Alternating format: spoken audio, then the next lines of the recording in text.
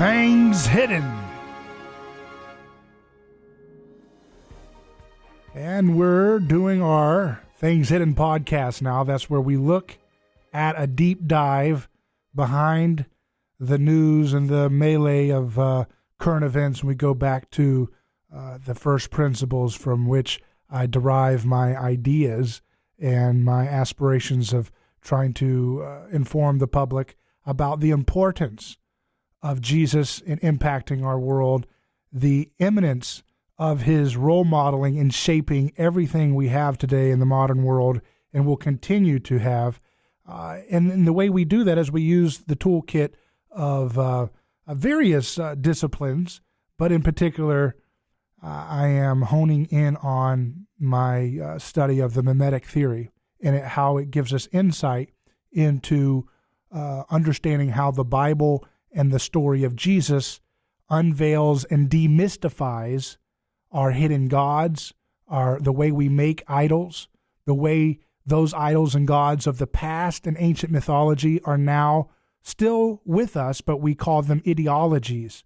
Humans are always trying to create little sacred, transcendent ideas now, right? And then they create communities that are bound together in transcendent unity, as if they've lost their sense of self and they've transformed themselves as a member, as part of this body. And that can be anything. It could be Nintendo versus Sega.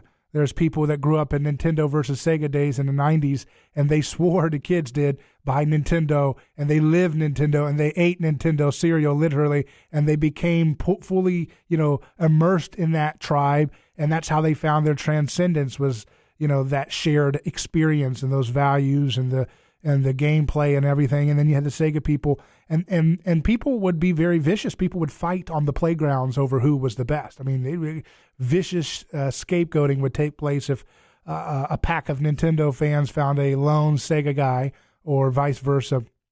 That's a silly example, but it's everywhere. Veganism, keto, anything can become and typically functions on a kind of religious, transcendent fashion.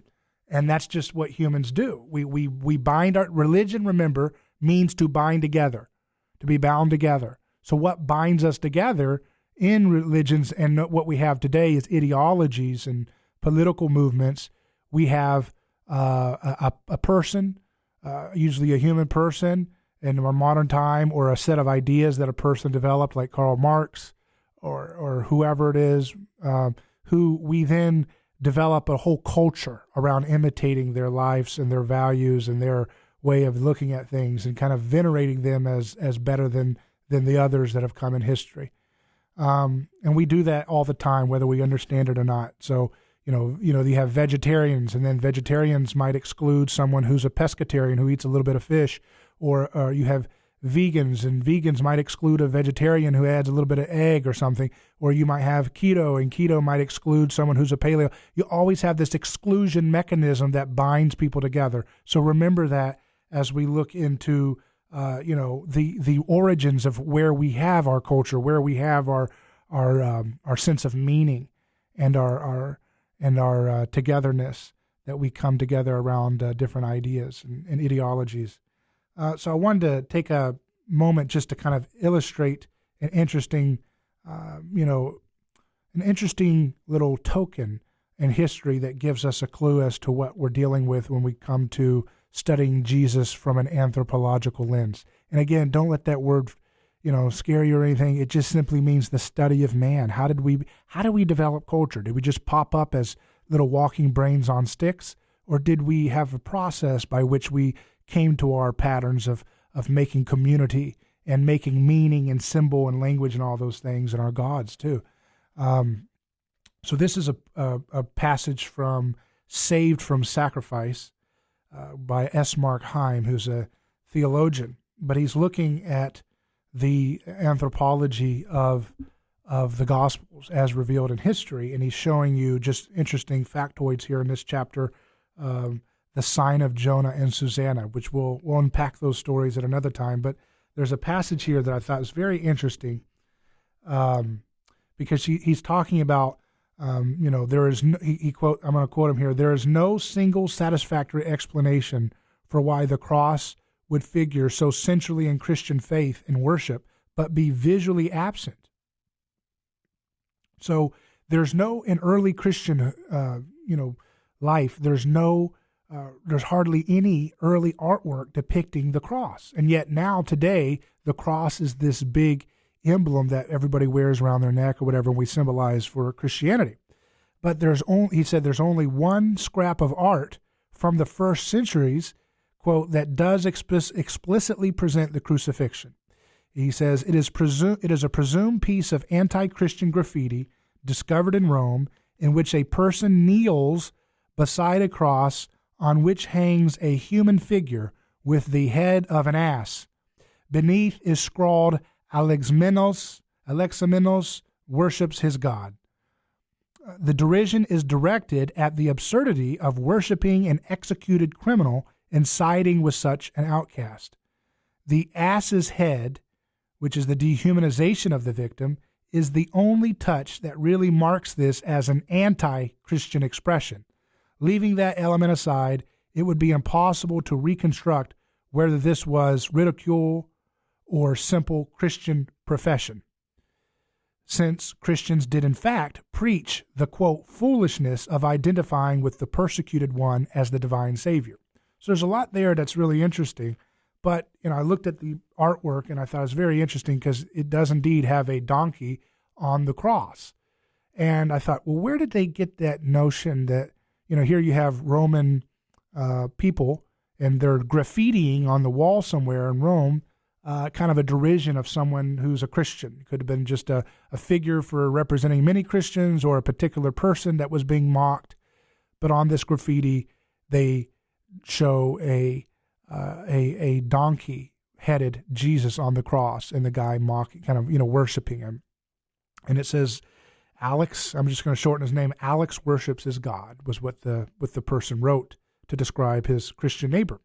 So it's interesting because, the Dr. Heim is correct that Christians did talk about how their revelation of Jesus on the cross was foolishness to those around them, the Greeks, right, and the people of most religions. It was considered foolish that one would identify themselves with a persecuted person, an outcast, someone who lost, right, a loser, as we would say today, a loser, as God. What is this? This is a joke to the world's way of looking at the world.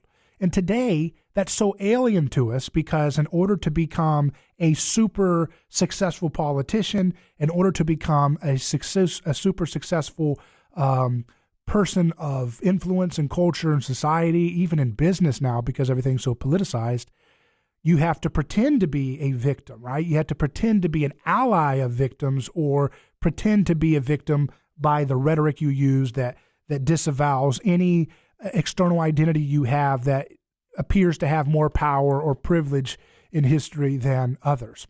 That's the way you gain power. But see, we're so infected by Christianity's defense of the underdog and the misfit that we don't even have any way of looking at how radical it is that this movement of Christians would teach that God was on the side of a persecuted person who lost, an outsider, an outcast.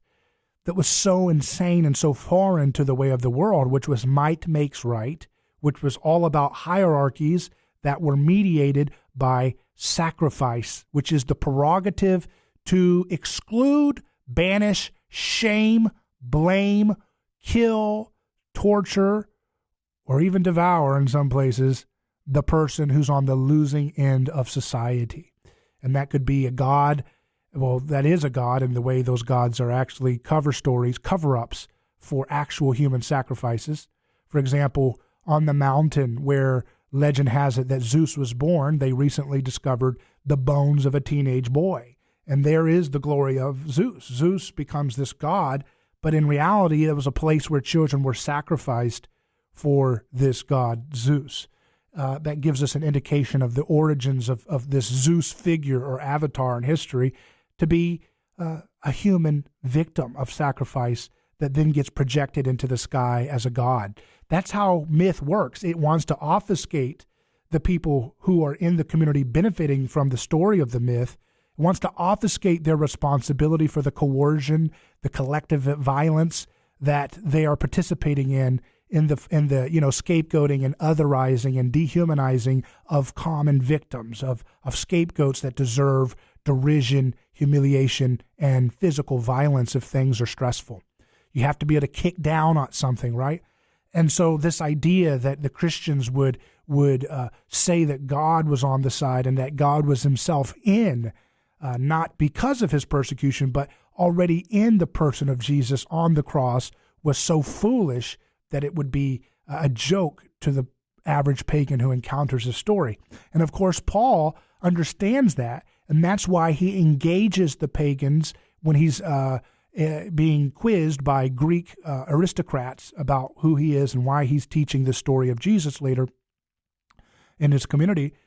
He knows the way the pagan world thinks of gods. And again, for your benefit, use the word God to mean ideology, right? Because today in our modern political and cultural context, we try to banish the word God because we think we've figured out that we're not religious, even though we fundamentally are religious. We're deeply religious. We believe in the state's ability to sacrifice to create meaning. We believe in the state's ability to provide order and unity through the proper punishment of those who we believe we can convince the rest of the public to agree with this, or at least a majority of them to agree with us, need to be punished, whether that's the rich person for the left, or a white person, or a black person, or a Hispanic person, or all kinds of scapegoats, the immigrant, or the old male, or white male, or any kind of person, the drug user, the prostitute, the foreigner, the soldier is used as sacrificial fodder to be sent off for oftentimes lies that they're fighting for our defense when they're being lied to and being exploited for their self-sacrifice there. So we have all kinds of scapegoat, procedures and patterns in our political discourse. But of course, we don't use the word gods to justify it. We use, the public goodwill, or the general welfare, or majority rules, or the thin blue line, or law and order, or the people's will. All these words are just abstract ideas that are the vestiges of the words like Thor or Zeus or these other gods in history that were used as demanding sacrifice. Zeus demands sacrifice in repetition of the original sacrifice by which Zeus as a god came into being, right? As an idea, as an abstraction to justify the sacrificial impulse that created this history, this tradition of Zeus or Greek mythology. And then he demands the continuance of the very mechanism that created the idea of Zeus, which is more blood sacrifice. So, and what's interesting here about this story is how, it has this parallel. Think of it like you're looking at a fossil record of a development of species, right? And there's different intermediary steps or, body forms as it changes. And you see in Greek mythology, you have minotaurs, right? And you have, half god, half this, half beast, half horse, half goat, half human, all these different beastly things, which are actually, these are symbolic representations of losing a sense of self and boundaries and differentiation, even between man and beast. These are representations of the loss of order and boundaries that happens in a community because of runaway envy or contagious desire for each other's being. That's what the Bible calls covetousness, to covet your neighbor's being. All the objects that you covet your neighbor having are just symbols of really you want to be your neighbor. You want to be like them. You want to be better than them. You want them to desire to be like you. And that whole thing, when you leave that thing, when you let that kind of contagious envy and resentment and guilt, blaming and all this stuff stew, it creates an undifferentiation. And then what happens is these things become crystallized into symbols like half God, half man, to represent the loss of difference, the loss of boundaries that maintains a sense of hierarchy and meaning and order, that animals are animals and humans are humans and slaves are slaves and aristocrats are aristocrats. There's a place for everything, and there is no idea of an American dream here. There's no idea of upward mobility or anything like that. And if you are at the top, you can go down, but it's because you're someone who has violated a taboo, or you've raised the ire of the crowd long enough that they demand your blood as a sacrifice. But this scrap of art here is just fascinating to me, because they depict Jesus as this donkey on a cross.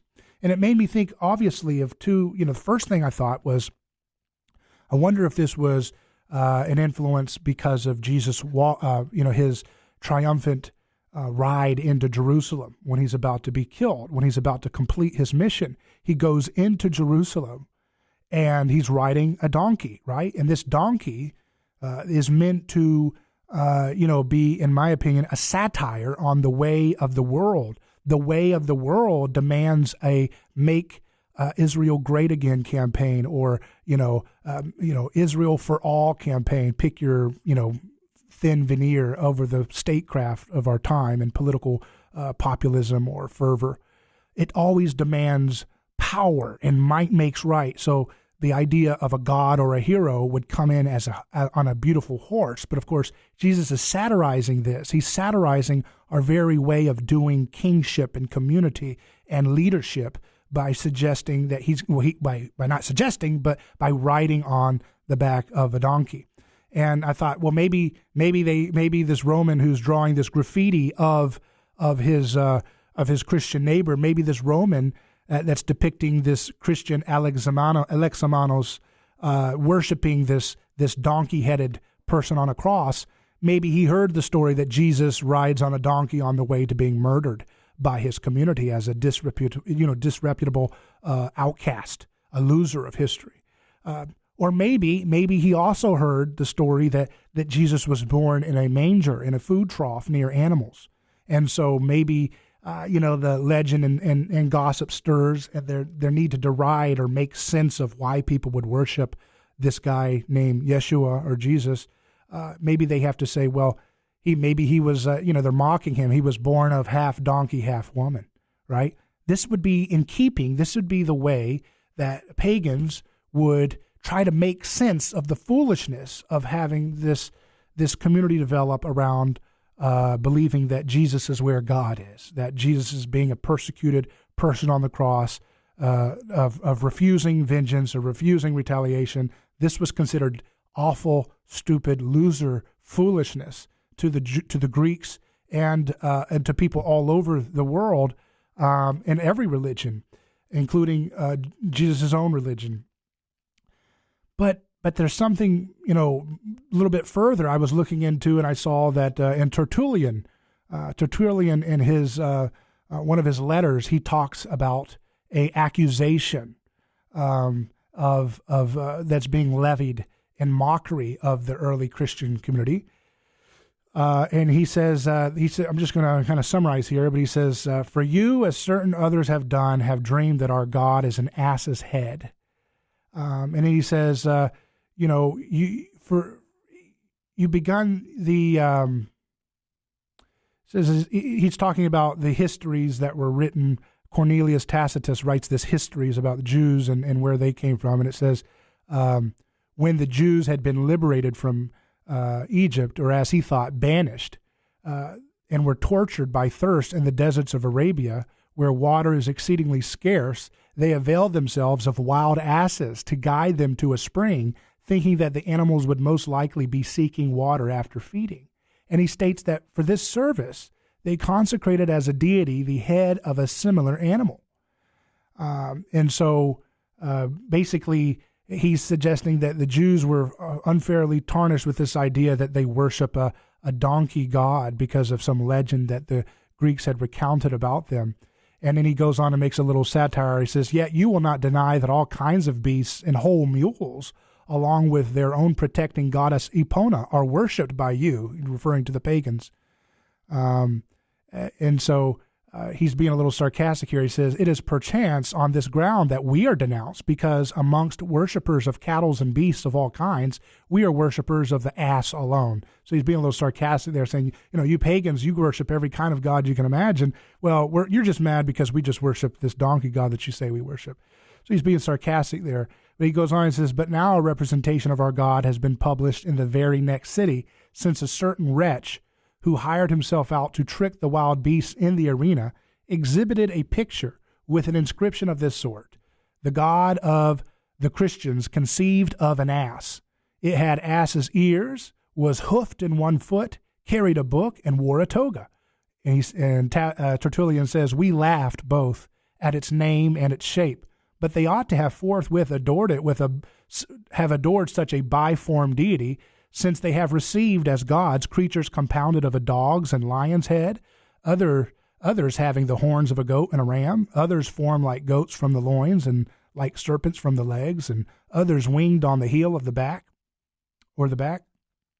So he's saying, look, you guys worship all these mixed gods with all these animal parts attached and so forth, this monstrous, undifferentiation. And here you are mocking us with this gossip-based origin that's trying to, basically mock Jesus's origins as being born in a stable, right? I mean, the idea of his mother, right, being immaculate conception, right, and then she bears the son. They hear the story. The Romans are hearing the story.